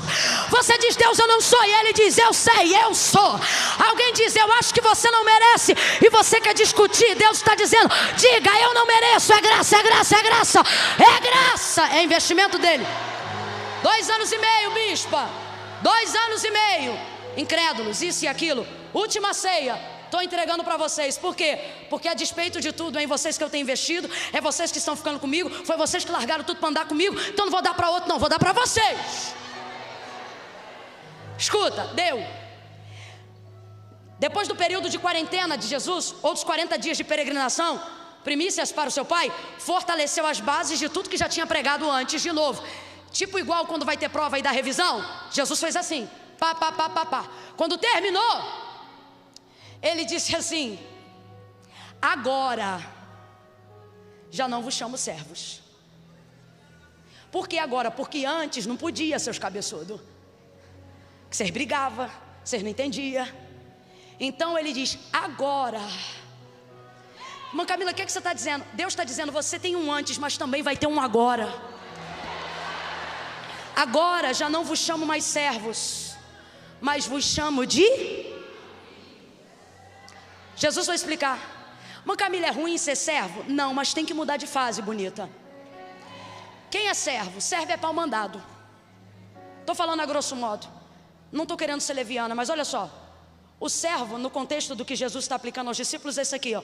Servo faz o que lhe manda, sem precisar saber por que faz, porque tem que cumprir ordem. Quando o teu patrão te dá um malote, tu pergunta para quem? Se ele te dá um envelope lacrado, você abre para ler? Você é servo, a não ser que você tenha outra coisa em vista. Ok? Não vos chamo mais servo. Por quê? Porque servo só faz aquilo que eu mando. Servo tem que se atentar a todo método, porque não sabe qual intenção o Senhor está se movendo. Agora vos chamo de amigo, porque o amigo não faz só porque está mandando, mas ele sabe qual a intenção que está sendo feito, o que está sendo feito. Princípio: Deus constrói tudo, bota a terra e traz todos os dias os animais para o homem. Todos os dias. Todos os dias. Traz uma parte, ele dá nome. Traz outra parte, ele dá nome. Ele diz assim: eu vou trazer os animais e você vai catalogar a criação. Nome. Olha o movimento. Olha Deus ensinando um negócio para o homem. Vou trazer e você vai dar nome. Ele diz assim: o nome que você der é o nome que vai ter. Se ele der nome bonito, o nome vai ser. E se ele der nome feio, o nome vai ser. Noções de responsabilidade. Adão, responsabilidade é sua. Vai dando nome. Faz o que eu mando. Dá nome. Ele tem o que ele quer? Não. Deus vai ocupar o tempo dele fazendo o que Deus sabe que ele pode fazer, para ele não gastar o tempo dele fazendo o que não está na alçada dele. Deus está ocupando o tempo de quem ainda não está realizado aqui, para não pirar. Porque o que você quer só Deus faz. Aí tá, coloca. Depois que ele dá, pastor Zéias, nome para toda criatura, o texto diz que um dia então o Senhor Deus coloca ele em estado de sono profundo. Eu imagino que nesse dia não trouxe animal, acabou de catalogar a criação. Botou em estado de sono profundo, tomou um pedaço da costela, criou a mulher. Quando Deus deu uma ordem para ele, disse: dá nome aos animais. Você pode ler lá em Gênesis 1, dá nome, Gênesis 2, dá nome aos. A mulher é bicho? A mulher é animal? Ela é equivalente. Se ele sabe que ele é homem, por isso ele dá para ela o nome de mulher. Ela lhe é igual, ela não é animal. Só que todos os dias Deus traz animal, dá nome, traz, dá nome, traz. Você acha que depois que Deus começou a fazer esse movimento, ele dizia dá nome? Não, ele só... Porque viu que Adão já sabia o que era para... Começa mandando. Começa ensinando. Começa obedecendo. Começa dizendo. Agora aqui, ela não é animal, mas quando ela levanta, o texto diz assim: e trouxe o Senhor Deus ela a ele. Olha o movimento repetido. Só que agora, ao invés de um animal, é um ser. Quando ele traz a ela, ele olha para ela e diz: esta afinal, porque é osso do meu osso e carne da minha carne, será chamada mulher. Deus, o Senhor não mandou ele dar nome para ela? O Senhor mandou dar nome para bicho? Pois é, minha filha. Mas ele agora deu nome para ela porque ele percebeu que era o que eu estava ensinando a ele. Noções de responsabilidade. O que é isso aqui? Quando você aprende a fazer tudo o que Deus manda, você começa a aprender o que Deus quer que você faça, sem que Ele tenha que te mandar fazer toda hora. Você está entendendo? Você não tem vivido dias de silêncio porque o céu está de bronze, não. Você tem vivido dias de silêncio porque Deus está dizendo: como é que é? Cadê o retorno em tudo que eu te ensinei? Cadê o retorno em tudo que eu investi até hoje? Ele deu nome para ela e Deus amou. Porque quando você obedece tudo que Deus manda, você começa a aprender o que Deus quer, sem que necessariamente Ele tenha que te mandar tudo de novo. Diga comigo, princípio. Então qual é o princípio? Aprender o ritual para dar valor ao significado. E então entender que o ritual só existe por causa do significado. Vamos fazer uma limpeza nessa manhã? Nessa tarde? Vamos fazer uma limpeza? Bota a mão no coração não, faz pose de rendido. Quando a gente passa ali no raio-x, a gente tenta ajudar a moça e ela diz: não mexe em nada, só faz assim, abre os braços, porque quem vai revistar é ela. Eu estou vendo que quem não fez, que Deus tome hoje ainda, porque deve ser um Enoque. Agora quem entende que precisa: Senhor, passe em revista, desperta os significados da minha chamada, tira de mim a necessidade de ser prioridade e ser famoso. Não, eu quero primeiro ser útil e depois saber se isso pode ser compartilhado. Fecha o olho e faça uma oração aí agora. Senhor, me visita, Senhor, me visita, Senhor. Tem só um refrão, gente, tem só um refrão.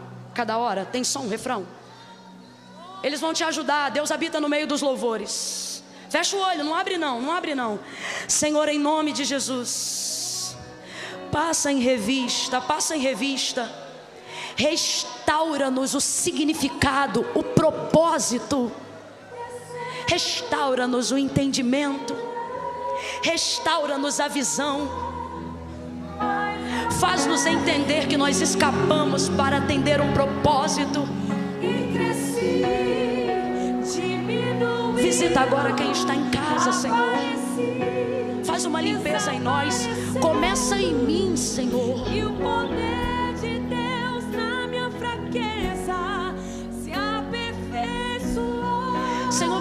meus pecados. Senhor, eu não quero viver de culpa. Eu quero que o Senhor use o que sobrou. Eu quero que o Senhor use o que restou. Eu quero que o Senhor use o que eu achei que não tinha valor. O que importa é que aleluia, eu sobrevivi. Segura só um pouquinho. Em nome de Jesus, faz um favor para mim agora. Vira de frente a pessoa que está do seu lado, de frente. Não toca nela. Ouça essa ordem. Vira de frente a pessoa que está do seu lado, estende a mão para ela. Espírito Santo de Deus, eu preguei o que o Senhor me mandou pregar. Há coisas em nós que nem nós mesmos vemos, mas Tu vê. Mas Senhor, não queremos sair daqui pesados, angustiados, cansados. Queremos sair daqui renovados, depois de ter estado na Tua presença. Queremos voltar para um culto logo mais à noite, Senhor, inspirados por uma busca incessante. Não queremos estar na Tua casa enfadados, Senhor. Repreende o sono, a negligência, a indolência. Quando eu contar 3, você vai impor as mãos sobre alguém através de um abraço. Só faça isso quando eu disser 3.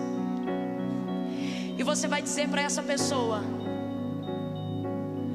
fortalece o que sobrou. Quem ainda me ouve, diga amém. Irmã Camila, só sobrou um marido cachaceiro. Você vai fortalecer ele, porque é cachaceiro, mas é teu marido. Irmã, só sobrou um filho com boletim vermelho. Você vai investir tudo nesse filho.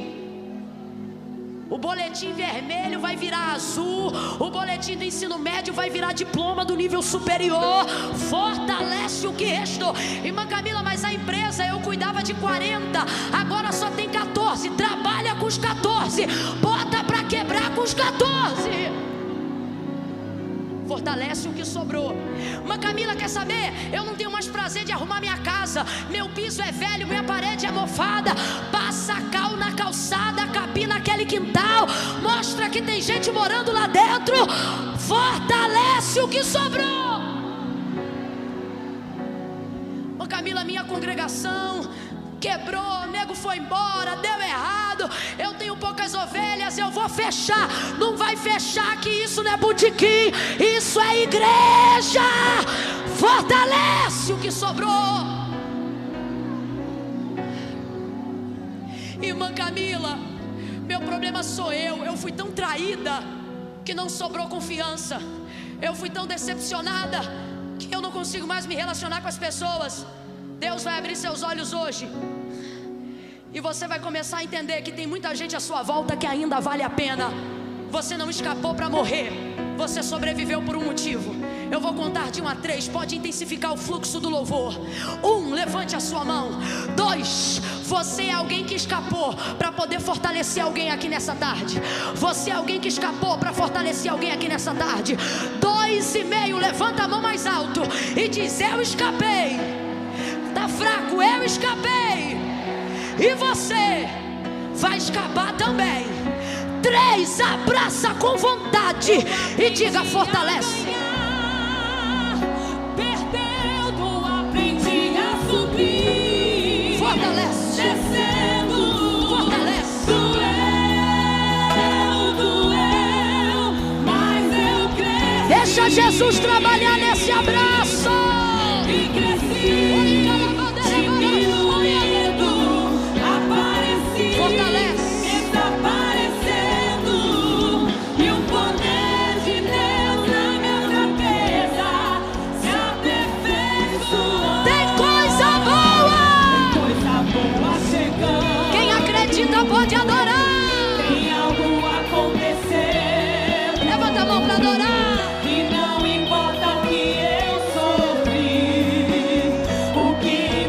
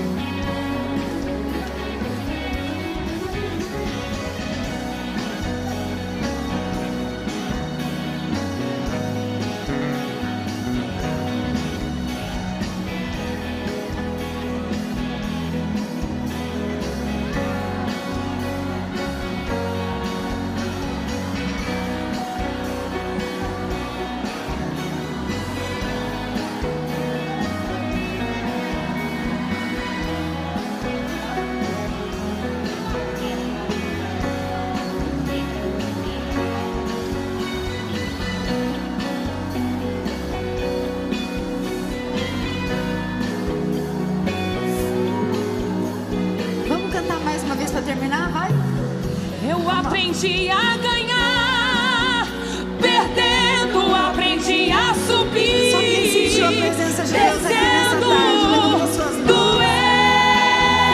Doeu, mas eu cresci, diminuindo, apareci.